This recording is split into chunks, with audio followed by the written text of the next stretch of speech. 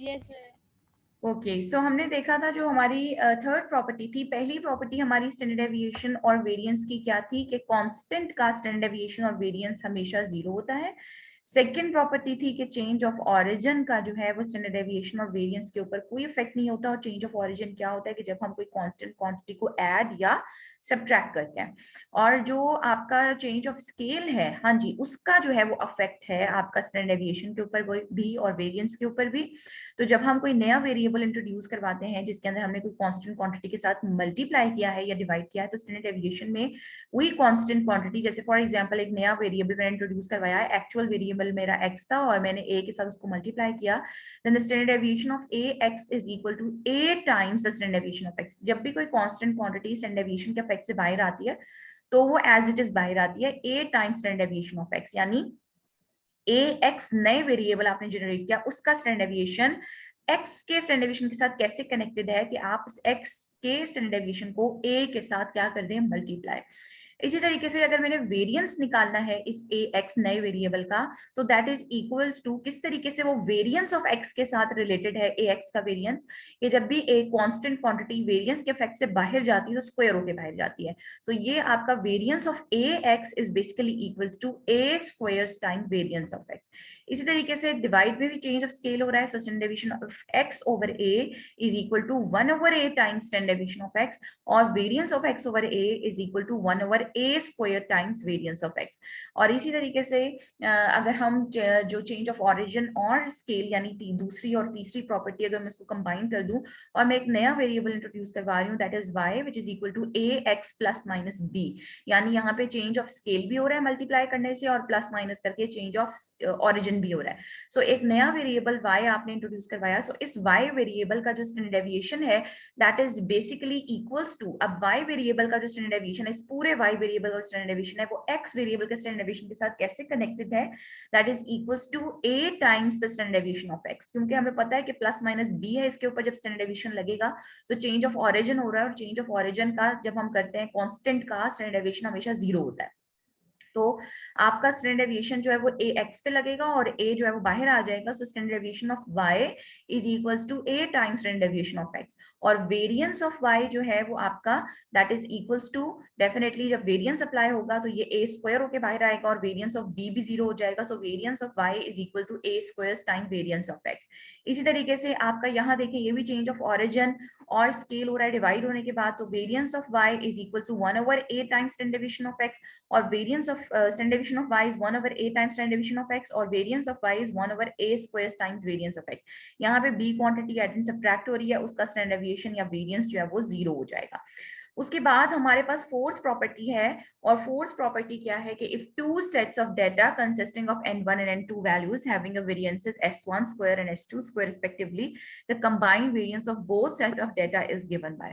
तो अब यहाँ पे वो क्या कह रहे हैं कि हमारे पास दो डिफरेंट सेट्स ऑफ डेटाज हैं, और एक में जो है वो आपके पास n1 वैल्यूज है और दूसरे डेटा सेट में n2 वैल्यूज है। जिस तरीके से हमने कंबाइंड मीन निकाला था, आप लोगों को याद होगा कि हमारे पास डिफरेंट के ग्रुप्स थे। इसी तरीके से यहाँ फिलहाल अभी भी हम दो ग्रुप्स की बात कर रहे हैं। पहला वाला ग्रुप है जिसमें नंबर ऑफ ऑब्जर्वेशन n1 है और दूसरे वाले ग्रुप की नंबर ऑफ ऑब्जर्वेशन n2 है। पहले वाले ग्रुप का जो वेरिएंस है वो आपको निकला हुआ है विच इज s1 स्क्वायर, और सेकंड वाले ग्रुप का जो वेरिएंस है वो भी आपको दिया हुआ है विच इज s2 स्क्वायर।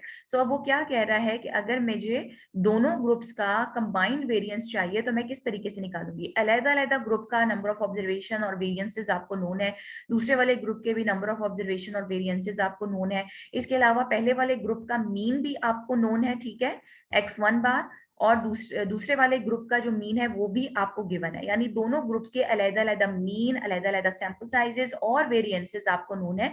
अगर मुझे अब कोई कहता है कि नहीं मुझे अलग-अलग ग्रुप का सेपरेटली नहीं चाहिए, मुझे बल्कि दोनों ग्रुप्स को कंबाइन करके एक स्टैंडर्ड डेविएशन या वेरिएंस की वैल्यू चाहिए, यानी कंबाइंड वेरिएंस मुझे चाहिए, तो हम किस तरीके से निकालेंगे। उसका फॉर्मूला है ये आपका S square which is called combined variance, ठीक है, दिस इज कंबाइंड वेरिएंस, ये आपका है। और क्या फॉर्मूला है n1 s1 square plus n2 s2 square divided bye n1 plus n2। क्या हुआ कि पहले वाले जो आपके पास सैंपल साइज था उसको हमने पहले वाले स्टैंडर्ड वेरिएंस के साथ मल्टीप्लाई किया, फिर उसके बाद प्लस n2 s2 स्क्वायर, तो क्या फॉर्मूला बन गया n1 s1 square plus n2 s2 square divided by the sum of the sample sizes n1 plus n2 plus N1 N2, यहाँ प्रोडक्ट का साइन है, आप लोगों की बुक में शायद प्लस का साइन डला हुआ होगा, करेक्टेड, यहाँ पे ये मल्टीप्लाई होंगे, N1 और N2 दोनों सैंपल साइजेस मल्टीप्लाई होंगे, डिवाइडेड बाय दोनों सैंपल साइजेस के सम का होल स्क्वायर है, और फिर उसके बाद दोनों के मीन्स का, दोनों सैंपल जो ग्रुप्स हैं उनके मीन के डिफरेंसेस का स्क्वायर है। तो ये फॉर्मूला आप लोगों ने याद रखना है फॉर द कंबाइंड वेरिएंस, और ये कब है, जब आपके पास दो ग्रुप्स हैं सिर्फ, ठीक है, यहाँ कोई जनरलाइज नहीं हुआ हुआ, जनरलाइज का फॉर्मूला जो है वो आपके पास नेक्स्ट वाला है, ये मैं आप लोगों को बाद में करवाऊंगी, अभी मैं इतना कॉम्प्लिकेटेड नहीं करवा लिया आप लोगों को क्योंकि ऑनलाइन में थोड़ा सा प्रॉब्लम होगा। अभी फिलहाल सिर्फ आपने ये वाला फॉर्मूला याद रखना है, जो कि सिर्फ दो ग्रुप्स अगर आपके पास आ जाए तो आपने उसकी कंबाइंड वेरिएंस किस तरीके से निकालना है, ठीक है। N1 S1 square plus N2 S2 square divided bye N1 plus N2 plus N1 N2 product है, नीचे नीचे सम का जो है वो स्क्वायर है, होल स्क्वायर, और फिर डिफरेंसेस ऑफ मीन का होल स्क्वायर प्रोडक्ट के साथ मल्टीप्लाई हो रहा है। फिर हम इसी का जब हम स्क्वायर रूट ले लेंगे तो S आ जाएगा which is your combined standard deviation, तो स्क्वायर रूट जो है वो आपका कंबाइंड स्टैंडर्ड डेविएशन आपको दे देगा। सो अभी फिलहाल आपने ये दो फॉर्मूलाज जो है वो अच्छे तरीके से याद रखने हैं कि अगर आपके पास दो ग्रुप्स आ जाए और किस तरीके से आपने कंबाइंड मीन जैसे निकाला था, जिसका फॉर्मूला आपको याद होगा, जो आपने कंबाइंड मीन निकाला था N1 X1 बार प्लस N2 X2 बार, उसको हम X डबल बार के साथ रिप्रेजेंट करते हैं, और कंबाइंड मीन का formula N1 X1 bar plus N2 X2 bar divide by N1 plus N2, इसी तरीके से आपका कंबाइंड वेरिएंस का है। उसके बाद फिफ्थ प्रॉपर्टी आ जाती है sum of the variance of the sum और the difference of two independent random variable is the sum of their respective variances. So thus if x and y are independent random variables, then क्या हो रहा है, वो कह रहा है कि अगर आप जो वेरिएंस है, दो इंडिपेंडेंट रैंडम वेरिएबल्स हैं आपके पास, दो इंडिपेंडेंट रैंडम वेरिएबल्स हैं, let's suppose the two independent random variables are, the first one is x and the second one is y, ठीक है। सो वो क्या कह रहे हैं कि इन दोनों इंडिपेंडेंट रैंडम वेरिएबल के सम का वेरिएंस, जैसे x प्लस वाई का वेरिएंस, या फिर इन दो रैंडम वेरिएबल के डिफरेंसेस का वेरिएंस, यानी x variance of x minus y का वेरिएंस, ठीक है, that is equal to the sum of their respected variances, यानी उनके इन रिस्पेक्टिव वेरिएंसेस के सम के इक्वल है, यानी variance of x plus y is equal to variance of x plus variance of y. So variance of the sum of the two independent random variables is equals to the sum of their individual variances, sum of their respective variances. तो चाहे difference का variance हो, independent अगर random variables हैं, independent की बात हो रही है, अगर दोनों वेरिएबल्स इंडिपेंडेंट हो तो उनके डिफरेंस का वेरिएंस हो चाहे उनके सम का वेरिएंस हो, that is equals to the sum of their individual variances. ये नहीं है कि variance of x minus y है तो यहाँ पे variance of x minus variance of y होगा, नो। इसी तरीके से variance of x plus y है तब भी प्लस का साइन है, और माइनस है तो तब भी प्लस का ही साइन है, क्योंकि ये आप लोगों का प्रूफ नहीं है। यहाँ पे बेसिकली जब हम इसको ओपन करते हैं तो ये a माइनस बी और a प्लस बी के होल स्क्वायर का फॉर्मूला बनता है, विच इज ये a square plus B square minus 2ab और a square plus B square plus 2ab वाला। तो इसमें चूंकि इंडिपेंडेंट का केस है, जो प्रोडक्ट टर्म आती है ना 2xy और 2xy वाली, जिसमें एक के साथ प्लस का साइन और एक के साथ माइनस का साइन आता है, तो वो जीरो हो जाती है in the case of independent terms. जब आपके दोनों रैंडम वेरिएबल्स इंडिपेंडेंट होते हैं तो वो कोवेरिएंस टर्म बनती है हमारी, और वो जीरो हो जाती है। इंडिपेंडेंट के केस में दोनों में वेरिएंस जीरो हो जाता है। तो उस सूरत में आपको नजर आ रहा है कि यहाँ पे जो टर्म होती है ना माइनस 2ab वाली और प्लस 2ab वाली जो बनती है यहाँ पे टर्म, वो जीरो हो जाती है। तो इसका मतलब है कि a square plus B square वाली टर्म तो दोनों में ही पॉजिटिव रहती है। तो चाहे variance of x plus Y हो चाहे variance of x minus Y हो, they are equals to the sum of their individual variances. और ये केस जब है जब आपके दोनों जो रैंडम वेरिएबल्स हैं वो इंडिपेंडेंट होनी चाहिए। अगर वो डिपेंडेंट है तो फिर वो कोवेरिएंस टर्म जीरो नहीं होती है, वो एग्जिस्ट करती है यहाँ पे। सो इंडिपेंडेंट का केस है आप लोगों का, ठीक है। So this is the fifth property. उसके बाद आपके पास सिक्स प्रॉपर्टी आ जाती है, जो कि हम पहले भी कर चुके हैं मीन के अंदर। The variance has the minimal property, कि वेरिएंस जो है इसकी मिनिमल प्रॉपर्टी है। This means that the variance और the standard deviation is minimum. Variance और स्टैंडर्ड डेविएशन मिनिमम कब होता है? If and only if the deviations are taken from the mean. और ये मैंने पहले भी आप लोगों को मीन की प्रॉपर्टी में कराया था, और वेरिएंस और स्टैंडर्ड डेविएशन के अंदर हमने उसी मिनिमल प्रॉपर्टी का इस्तेमाल किया है कि जब मीन से डेविएशंस का स्क्वायर लिया जाता है तो वो हमेशा कम आता है एज कंपेयर टू दैट कि हम मीन के अलावा किसी और नंबर से डेविएशंस लें।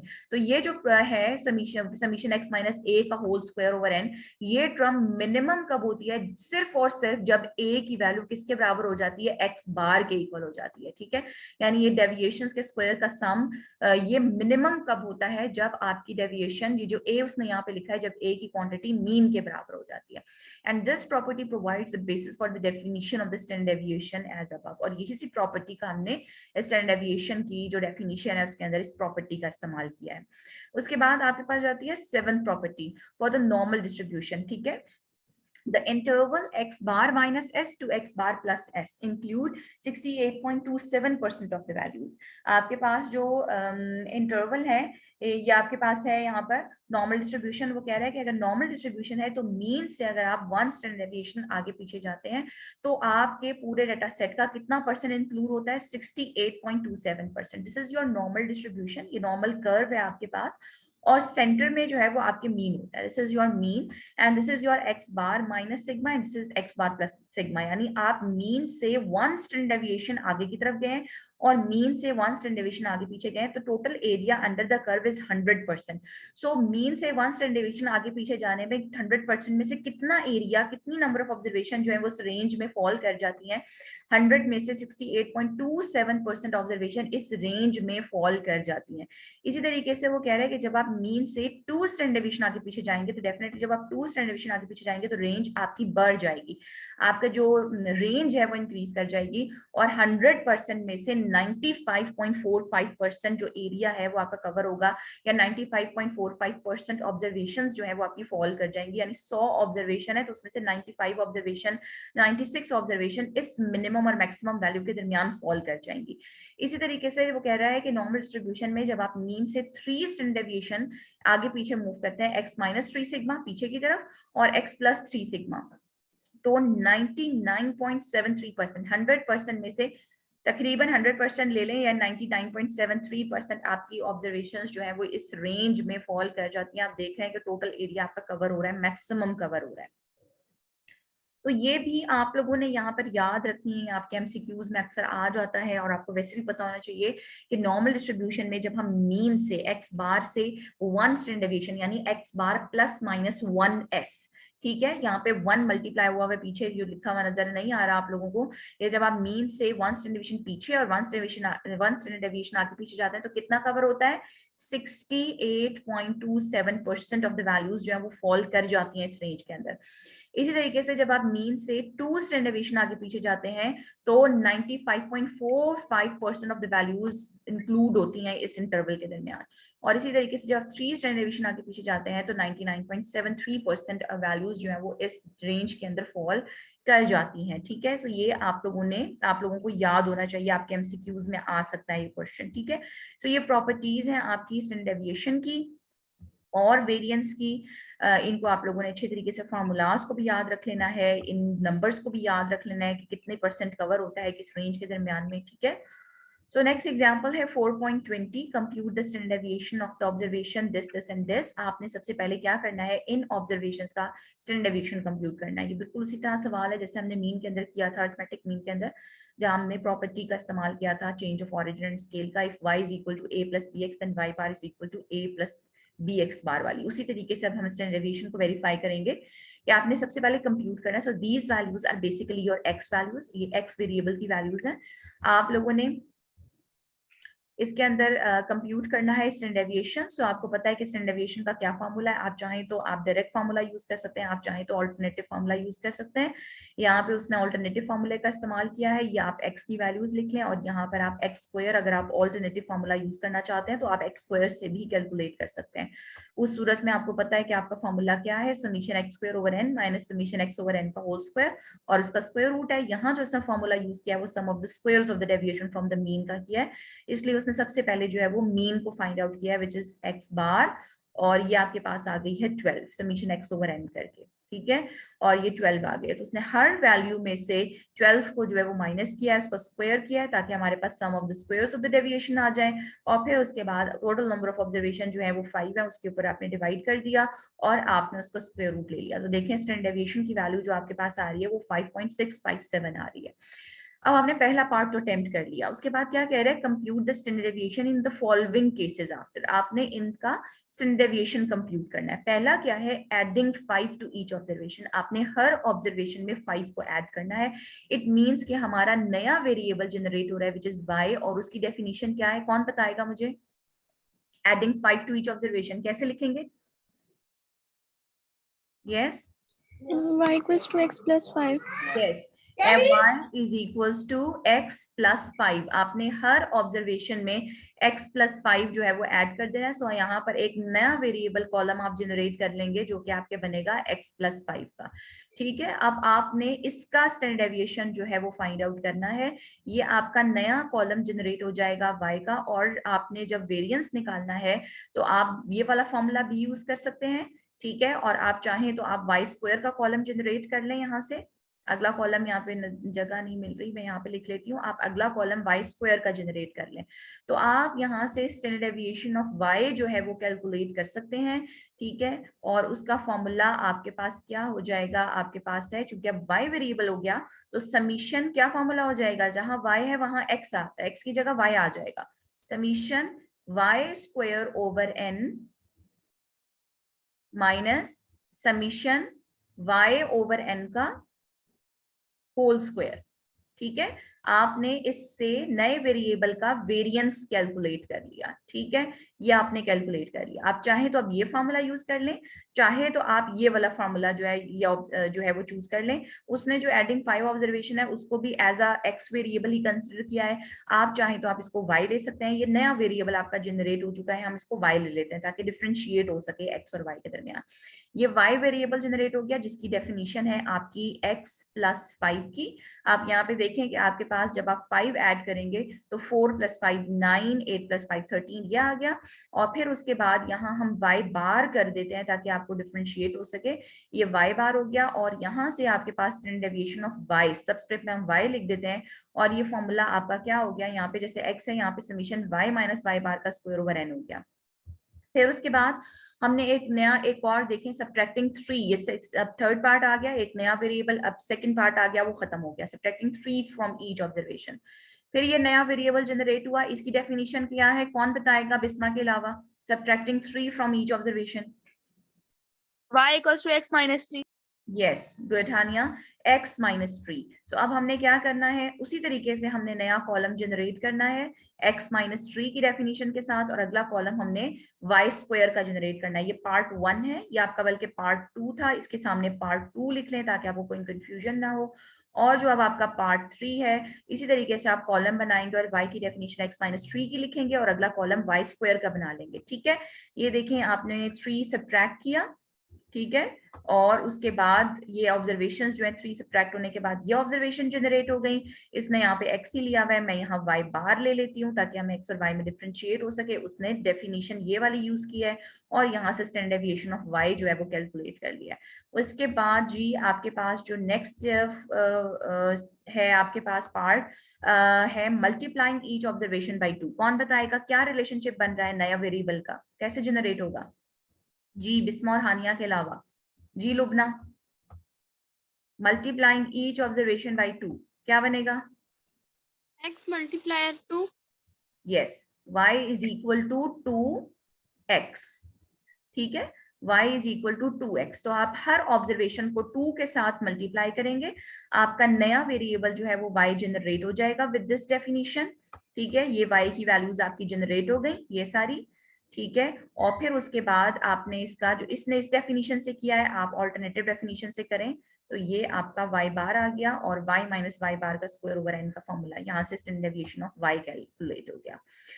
उसके बाद आपका जो नेक्स्ट है स्टैंडर्ड डेविएशन आपने कैलकुलेट कर लिया डिवाइडिंग ईच ऑब्जर्वेशन बाय 4। कौन बताएगा मुझे अब लुबना, हानिया और बिस्मा के अलावा? क्या डेफिनेशन है यहाँ पे, y कैसे जनरेट होगा? Yes, dividing each observation by 4. Yes, Aida? जी आयदा, क्या रिलेशनशिप बनेगा dividing each of? y is equal to x divided by 4. Yes, x divided by 4 का। ठीक है, और फिर आप तमाम ऑब्जर्वेशंस को 4 के साथ x divided by 4. Yes, x divided by 4।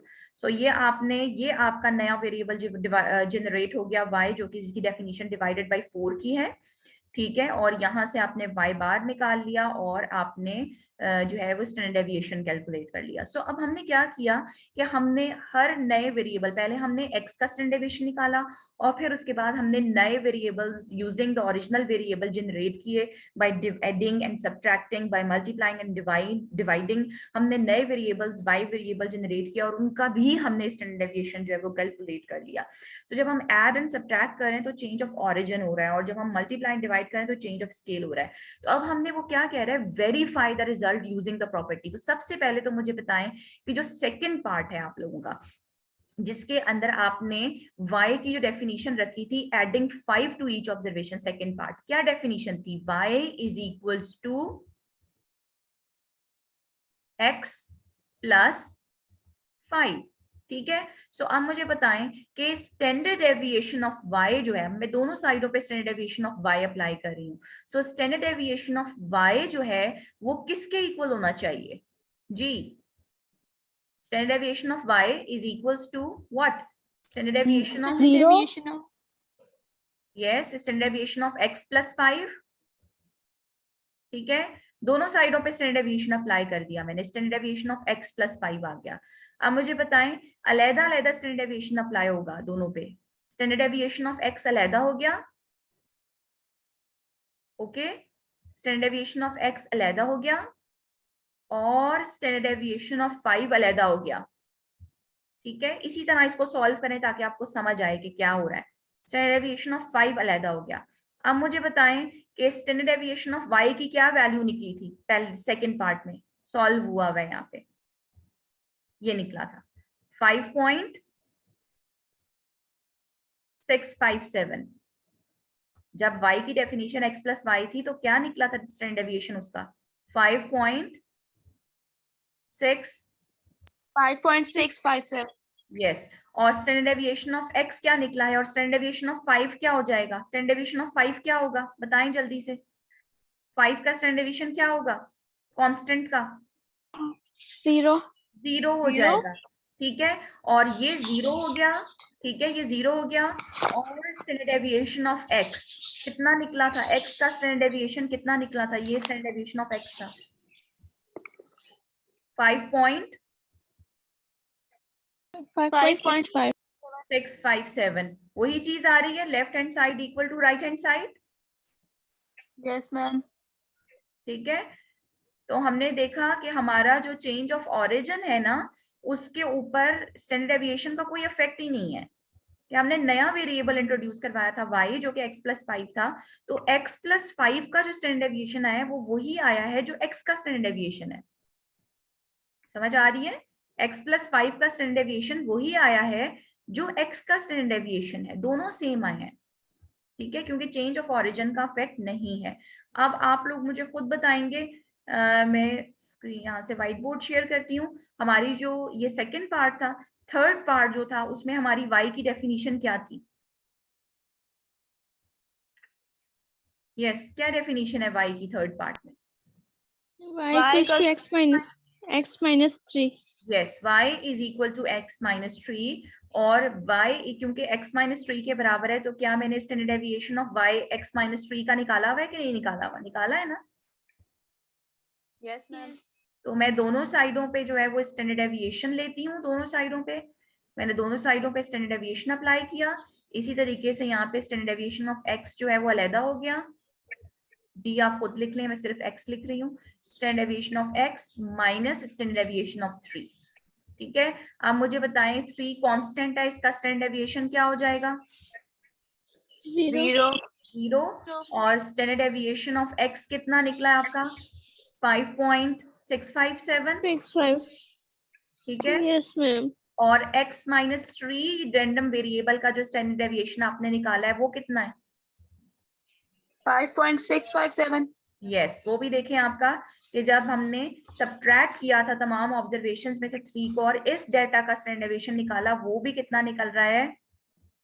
5.657, ठीक है। तो आप देखें कि आपके पास दोनों साइडें जो है वो सेम आ रही हैं, इट मींस के सब्ट्रैक्ट करके जो स्टैंडर्ड डेविएशन निकाला हमने, चेंज ऑफ ऑरिजिन किया, उसका स्टैंडर्ड डेविएशन भी और एक्स का स्टैंडर्ड डेविएशन दोनों का सेम आ रहा है, इट मींस के चेंज ऑफ ऑरिजिन का इफेक्ट नहीं है।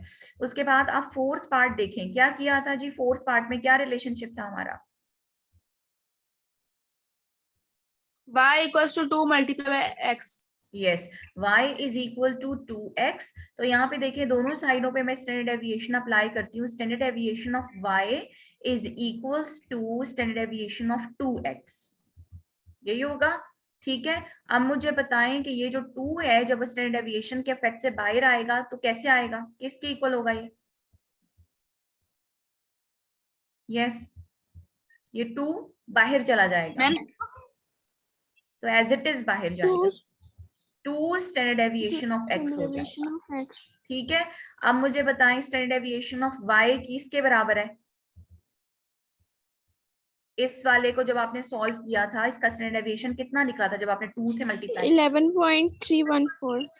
11.314 यहाँ पर आ गया, ठीक है। और इक्वल्स टू, अब चूंकि चेंज ऑफ स्केल हुआ है और चेंज ऑफ स्केल का इफेक्ट है तो इसीलिए देखिए स्टैंडर्ड डेविएशन ऑफ x के इक्वल नहीं है बल्कि 2 के साथ मल्टीप्लाई करेंगे तो इक्वल आएगा। तो 2 को आपने स्टैंडर्ड डेविएशन ऑफ x क्या निकला हुआ है 5.657, उसके साथ जब आप मल्टीप्लाई करेंगे तो आप देख रहे हैं ये भी आपका किसके इक्वल आ जाएगा 11.314 के, ठीक है। इट मींस के चेंज ऑफ स्केल का इफेक्ट है, standard deviation of y is equals to 2 times the standard deviation of x, ठीक है। Is it clear? Yes, ma'am. yes ma'am. और अगर हम वेरिएंस लगाएं दोनों साइडों पे तो क्या होगा, अगर मैं यहाँ वेरिएंस लगाऊंगी तो ये इसका स्क्वायर हो जाएगा और यहाँ पे 2 जो है वेरिएंस के इफेक्ट से 4 होके बाहर आएगा, ठीक है। तो अभी फिलहाल हम स्टैंडर्ड डेविएशन को ही रखते हैं। फिफ्थ केस क्या था, उसमें हमने क्या किया था, डिवाइड किया था, क्या रिलेशनशिप था, y is equal to x divided by 4. x divided by 4 का रिलेशनशिप था। तो variance of y, standard deviation of y जो है that is equals to the 1/4 times standard deviation of x के इक्वल हो जाएगा, ठीक है। तो जब आप स्टैंडर्ड डेविएशन ऑफ x को 4 के साथ मल्टीप्लाई करेंगे यानी 5.657 को 4 के साथ डिवाइड करेंगे तो ये स्टैंडर्ड डेविएशन ऑफ y कितना निकला हुआ है, x/4 का स्टैंडर्ड डेविएशन कितना निकला हुआ है 1.414। तो जब आप 5.657 को 4 के ऊपर डिवाइड करेंगे तो ये भी आपका 1.414 आ जाएगा, 1.414. ठीक है। तो इस तरीके से आपने वेरीफाई करना है। सबसे पहले आपने स्टैंडर्ड डेविएशन ऑफ x निकाला, फिर आपने डिफरेंट पार्ट्स जो उसने नए वेरिएबल x वो जितने वेरिएबल्स थे ना वो x से ही जनरेट हुए हैं, x में ही कोई कांस्टेंट क्वांटिटी ऐड कर दी, सब्ट्रैक्ट कर दी, मल्टीप्लाई कर दी, डिवाइड कर दी, हमने नया वेरिएबल y जनरेट किया और फिर उस नए वेरिएबल y का हमने स्टैंडर्ड डेविएशन निकाला और फिर एट द एंड जाके उन रिलेशनशिप से वेरीफाई किया कि हाँ जी चेंज ऑफ ऑरिजिन का इफेक्ट नहीं है और चेंज ऑफ स्केल का इफेक्ट जो है वो है। तो आप लोगों ने इसकी जो है वो प्रैक्टिस कर लेनी है, ठीक है। Clear? Any question within? No, ma'am. Okay, example 4.20 का बी पार्ट देखें, calculate the mean and the standard deviation of the values this this and this. तो सबसे पहले पहला पार्ट कैलकुलेट कर लें, छोड़ दें आगे, हम नहीं पढ़ रहे अभी से फिलहाल। वो क्या कह रहे हैं, मीन कैलकुलेट करें और स्टैंडर्ड डेविएशन कैलकुलेट करें इन तमाम वैल्यूज का। इन वैल्यूज को हम x कह देते हैं, तो you know that summation x/n से आप मीन निकालेंगे और स्टैंडर्ड डेविएशन का आप कोई भी फॉर्मूला यूज कर सकते हैं, ये वाला करना चाहें आप ये कर लें, आप चाहें आप ऑल्टरनेटिव फॉर्मूले से निकाल लें। तो मीन और स्टैंडर्ड डेविएशन आपने कैलकुलेट कर लिया। अब हम आगे देखते हैं वो क्या कह रहा है, use your answers to find the means and standard deviation. अब इन वाले आंसर्स का यानी इसका मतलब है x बार और sx, समझ आ रही है, s विद सबस्क्रिप्ट x और x बार, इन वाले ये जो आंसर्स आपके निकले हैं इन दो वैल्यूज के, इनका आपने इस्तेमाल करना है और फाइंड आउट करना है पहले पार्ट का स्टैंडर्ड डेविएशन और mean, find the mean and standard deviation of इस वाली तमाम डेटा का आपने मीन और स्टैंडर्ड डेविएशन कैलकुलेट करना है। अब वो कह रहा है अगर मैं चाहूं तो मैं इस डेटा को एज अ नया वेरिएबल जनरेट करके समीशन y/n और समीशन कर सकती हूँ, लेकिन वो क्या कह रहे हैं, यूज योर आंसर्स, अपने आंसर्स का इस्तेमाल करें। तो अब सबसे पहले आप देखें कि मैं कैसे कर सकती हूँ। ये क्वांटिटी है 10, फिर उसके बाद है आपके पास 20, ये मिसिंग है यहाँ पे मेरे ख्याल में 20, नेक्स्ट 10 है, उसके बाद देख लें कौन सी क्वांटिटी है, मुझे यहाँ पे नजर नहीं आ रही है, और फिर उसके बाद 30 है, 35 और 60। अब आप गौर करें कि इस डेटा से ये वाला डेटा कैसे जनरेट हुआ है। 2, 3, 6, 7 एंड 12 है और 10 है। इसका मतलब है कि ये आपके पास किस तरह जनरेट हुआ है जी, क्या रिलेशनशिप है आपके पास, 5 का, 5x का। आप 5 के साथ इन क्वांटिटीज को मल्टीप्लाई करेंगे तो देखिए ये आपके पास ये 15 है, इसका मतलब है ये क्वांटिटी आपकी 15 है, यहाँ पे 15 है ये क्वांटिटी, ठीक है। सो ये वैल्यूज कैसे जनरेट हुई, 2 को 5 के साथ मल्टीप्लाई करूंगी तो 10 आ जाएगा, 3 को 5 के साथ मल्टीप्लाई करूंगी तो 15 आ जाएगा, फिर उसके बाद 6 भी है यहाँ पे, 6 को 5 के साथ मल्टीप्लाई करूंगी तो 30 आ जाएगा, 7 को 5 के साथ मल्टीप्लाई करूंगी तो 35 आ जाएगा, और 12 को 5 के साथ मल्टीप्लाई करूंगी 60 आएगा। इसका मतलब है इस सीरीज के साथ क्या रिलेशनशिप है कि ये सीरीज जनरेट हुई है y is equal to 5x के रिलेशनशिप से। डू यू गेट इट और नॉट? बात समझ आ रही है?